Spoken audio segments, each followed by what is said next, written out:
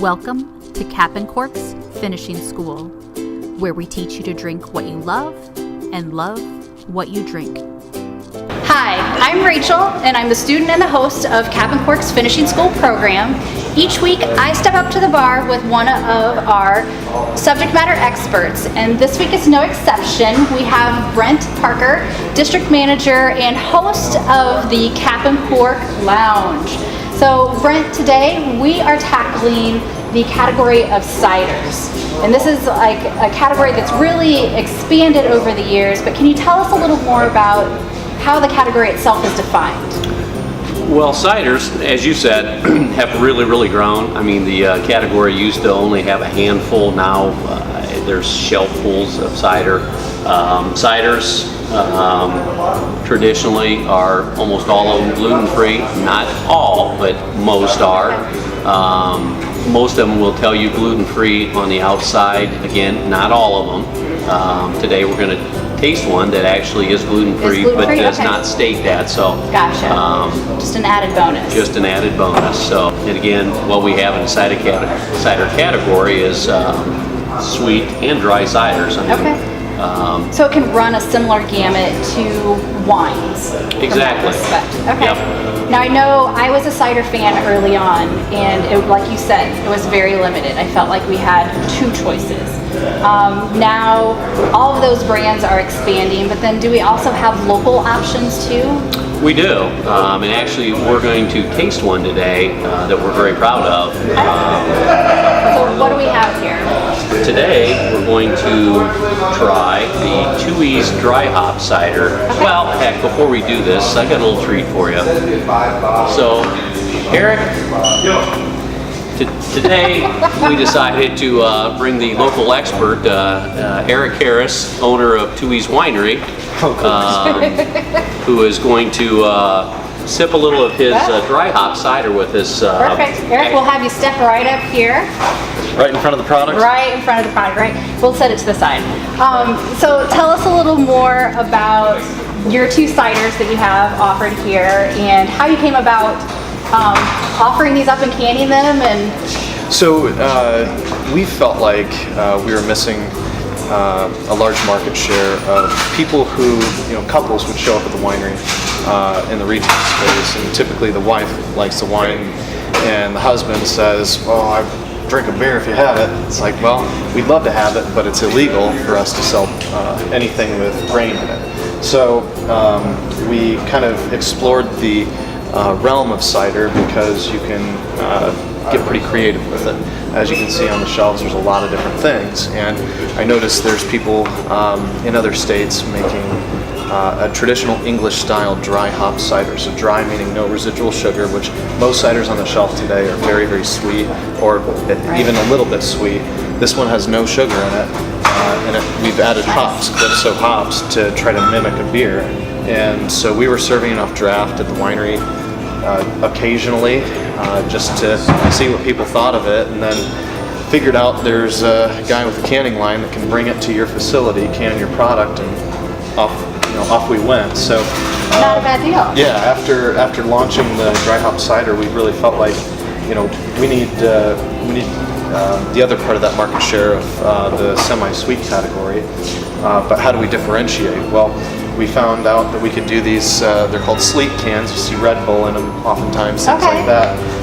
But it's just a little more appropriate packaging for the Melon Cider. It's honeydew flavor and apples, and it's pretty awesome. I mean, I'm not a sweet consumer, but when that's cold and it's hot outside, it's actually awesome. Delicious. Yeah, it's so good. So I really like both of them.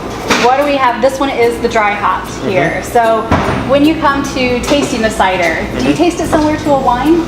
Yeah, I'd say so. I mean, swirling is not really necessary in wine. We do that to expose the product to oxygen and just whip it up a little bit and bring out some of those aromatics. With a carbonated beverage, oftentimes it's already lifting that out for you, and you're going to drive off a lot of that dissolved CO2 with shaking it up. We don't take a Coke can and shake it up before you drink it. Right. That's not really necessary, but although it's fun to do and kind of look at the lacing on the glass, I mean, The main thing you want to make sure you do when sampling anything is to just smell it first. That's such a big part of it, and I see people miss that part more often than anything. You also eat with your eyes first. You drink with your eyes too.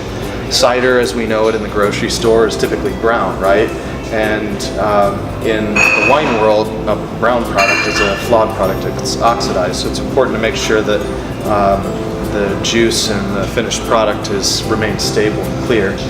So you can see that pretty easily when you have it in a glass. When it's in a can, it's kind of hidden from you. But here, obviously, we've got something good. But what do you serve this in at the winery then? We actually let you take it in the can. If you want a glass, you can have a glass. Fair but enough. I think people kind of dig drinking it out of a can. It's a bold move at a winery. Why not? Yeah. So, as far as tasting, you look at it, you smell it down the hatch, and you'll look for a lot of the same things.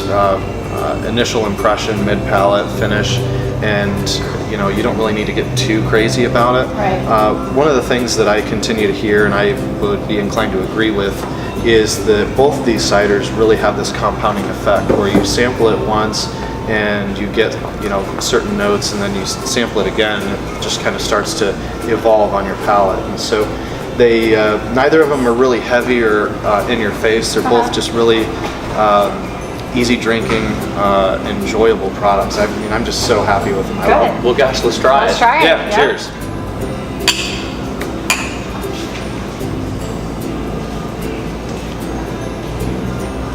Good enough for me. Yes. And That one's great. Oh both my gosh, yes. gluten-free.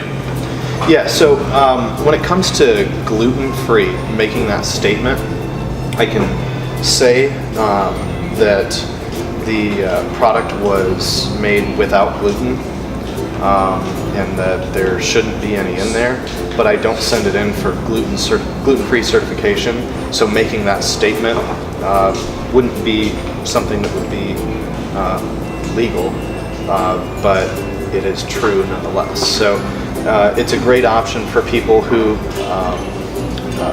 who miss beer and have been diagnosed celiac, and it's like, well, what do I do now? Here it is. So if I'm looking at the can, and just because, and not just this one, but just because I don't see gluten-free doesn't necessarily mean it's not gluten-free. Correct. Well, this one is delicious. Let's Thank go you. ahead and try the melon one as well. Okay. And one other thing to note about the dry cider is, I say English style. A friend of mine from England was, among many other reasons to move forward with this, kind of the drive behind making a true traditional English style, where it's actually dry. He says to me, and I butcher the accent, but you can imagine, all these damn strongbows over here taste nothing like a real thing. So Fair enough. yeah. So I think if you found yourself in a position where you've picked up a cider off the shelf, or thought it was a cider and been fooled and it was sweet, and you don't like it, I would caution you to avoid making that generalization about the category itself, because not every cider is sweet. However, it is difficult to find a non-sweet one unless you can find ours. Well, and that's so melon. even the purpose of the finishing school program, is to be curious about everything that's out there. But even I want to start the conversation with not only our managers and our subject matter experts, but our partners and our collaborators, the people that we carry the product. So what better way than to be able to talk to the person that makes it, to get to the root of the truth of it. Makes sense. Yep. So this one is your latest offering. Latest, yeah. Melon. Yeah, it's got an apostrophe over the O. We didn't have the heart to just call it melon. So with melon, or Melon, we thought, well, we could just make any other sweet apple cider, but let's really dive into the rules that the TTB dictates what a cider actually is. So melons, in this instance honeydew, is in the gourd family, which doesn't take cider out of its cider tax class. Okay. If I were to add like pineapple juice, it tastes like pineapple now. Even though it says apple in the name, pineapple is a completely different fruit and would have to be taxed at carbonated wine rate, which is $3.55 a gallon, whereas cider is 16 cents a gallon, or somewhere around there. I can't remember exactly, but you want to make sure, idiosyncrasies within that category. All kinds of alphabet acronym government agencies that you have to make sure that you're doing the right thing. So is that the main reason that you settled on the Melon? Well, you know, it's not only that. It's competitive from a flavor standpoint. I don't know anything else out there other than Midori that has a melon flavor as an alcoholic beverage. But you know, that may say something more about me rather than the what's on the shelf. But I've always liked that flavor, and it just made a lot of sense. When we were doing bench trials of you know, what's going to taste right, when we did this, it was one of the only times that we've had just unanimous agreement in this is terrific. Yeah. So, I mean, it gives me goosebumps to think about all the processes we went to get to this point. It's a lot of work, but it's certainly paid off. Even if nobody buys any of it, I'm still very pleased with the product. Well, I think they will. I know they will. And I think it's a great idea with dual alternative. You know, just like the wine business. I mean, you know, not everybody walks into the winery that says, I want to try your sweet wine. There's someone that's always saying, hey, I like a dry wine. What do you add? Yeah. So, you know, giving them options in our business is a great idea. So, let's try it. Cheers. Let's try it. Yeah.